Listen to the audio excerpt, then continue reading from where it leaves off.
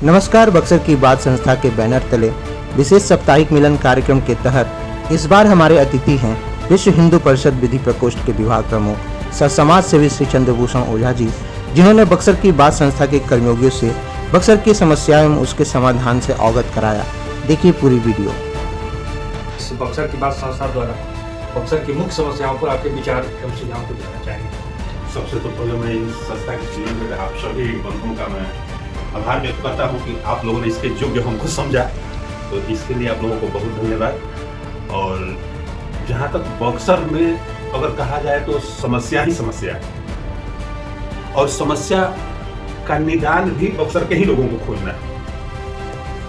जहाँ तक बक्सर जो है वह धार्मिक और कृषि, या तो धर्म प्रधान है अन्य तो कृषि प्रधान है, और दो ही उत्थान का मार्ग है और दो ही समाधान का मार्ग है।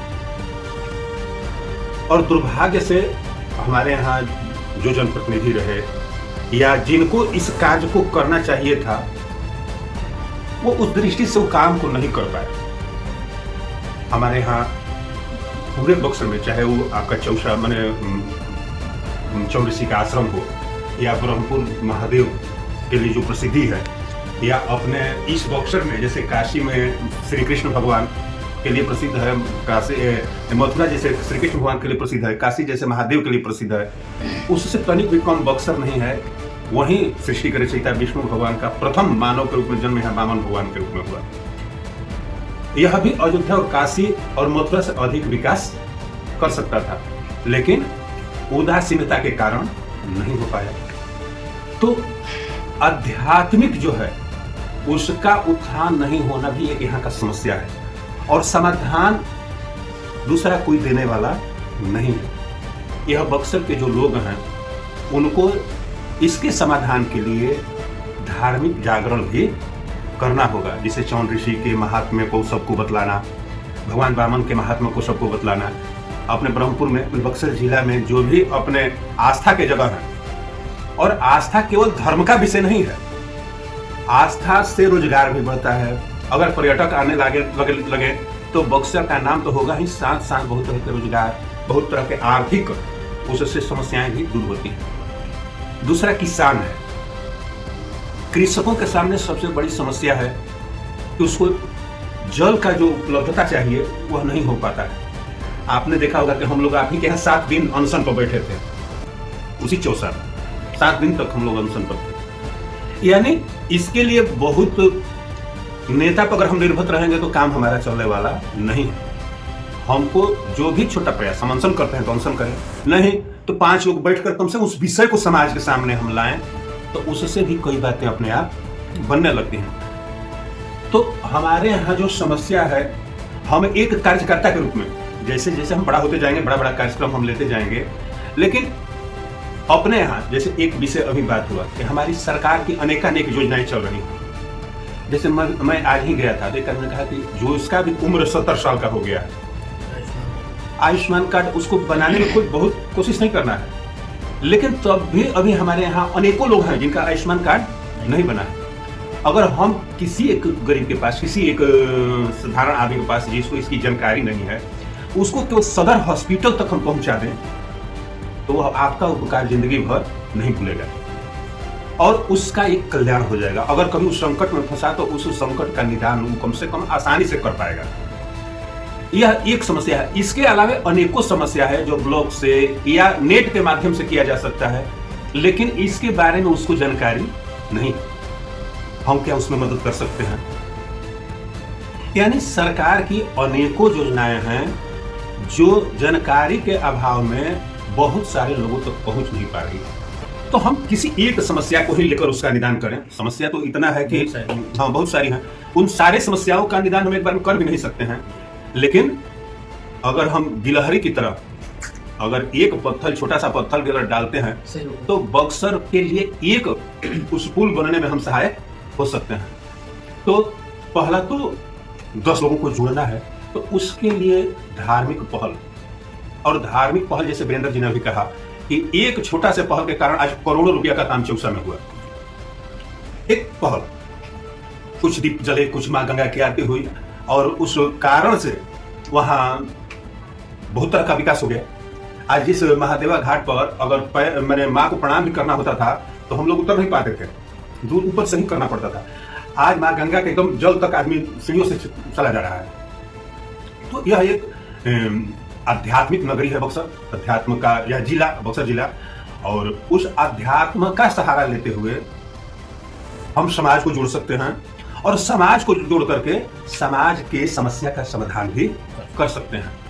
तो समस्याओं का यहाँ अंबार है, उसमें से एक किसी समस्या को अगर इतना ही हम ले लें कि ब्लॉक से पता करें कि भाई कौन कौन सी चीज है, किसी वृद्धा को अगर हम पेंशन दिलवा दें, बहुत पेंशन उसका सब खा जाता है, कोई खा नहीं पाए उसका पेंशन ईमानदारी से उसके घर पहुंच जाए, किसी वृद्धा का पेंशन मिल जाए, किसी प्रसूति का जो गर्भ के बाद जो उसका प्रोत्साहन राशि मिलता है, अगर वो उसको मिल जाए तो सबसे पहले तो वो आपको इतना आशीर्वाद देंगे कि भगवान की कृपा से, और उसको जो सहयोग होगा उसके कारण 10 लोग जो जुड़ेंगे तो फिर आपके समाधान में वह और आसानी बनता जाएगा। जितनी संख्या जुड़ेगी वह समस्या का जो आज अंबार दिखाई पड़ रहा है वह अंबार छोटा पड़ जाएगा। कोई भी ऐसा समस्या नहीं है जिसका निदान न हो, बस एक तबीयत से पत्थर उछालने की जरूरत है। तो मुख्य बात है कि इस धर्म रूपी जिला में हम लोग थोड़ा धर्म का आचरण पालते हुए सत्य निष्ठा ईमानदारी के साथ तेरा वैभव अमर रहे मां हम दिन चार रहे न रहे इस भाव को लेते हुए आज जब हम इस काम को करेंगे, इस नेक काम को करेंगे, और उसके बाद जो मन को संतुष्टि मिलती है, अगर आपने एक आदमी को मदद किया और उसके बाद जो आपके मन को संतुष्टि मिलती है वह आप कितना भी कमा लीजिएगा तो आपको वो नहीं मिलेगा। तनिक प्रयास का जरूरत है। आज हम लोग गए थे, कम से कम 4-5 आदमी ऐसे मिल गए कि जिनको आयुष्मान कार्ड की जरूरत है। वो हमसे ऐसा कह रहे थे जिससे लग रहा था कि यह बहुत अंतर्राष्ट्रीय समस्या है। उन्होंने कहा कि इसी तरह से ग्रुप का बात है। मैंने कहा कि तो आयुष्मान कार्ड तो ये कैसे हमने कहना न बन, मैंने कहा सरकार ने सबके लिए लागू किया है, समझिए। तो वो कहा कि जितना आदमी का जरूरत है बताइए, उसमें किसी को कुछ करना नहीं है। बस आप अगर घर पर करते हैं तो थोड़ा नेट वगैरह किसी नेट वाला कहीं ले जाकर करवाते हैं तो 10-20-50 लेगा, और नहीं तो अगर सदर हॉस्पिटल में आप जाते हैं तो बिना एक पैसा दिए वो तुरंत फार्म भरेगा, आपके नंबर पर ओपीटी आएगा 3 बार, और 3 बार के बाद आपका कन्फर्म हो जाएगा। तो आप 5 लाख रुपया किसी को छोटा सा मदद करके पहुंचा सकते हैं मदद। लेकिन अगर हम 5 लोग लगेंगे तो 50 की सेवा कर सकते हैं, अगर 50 लगेंगे तो 5000 की सेवा कर सकते हैं।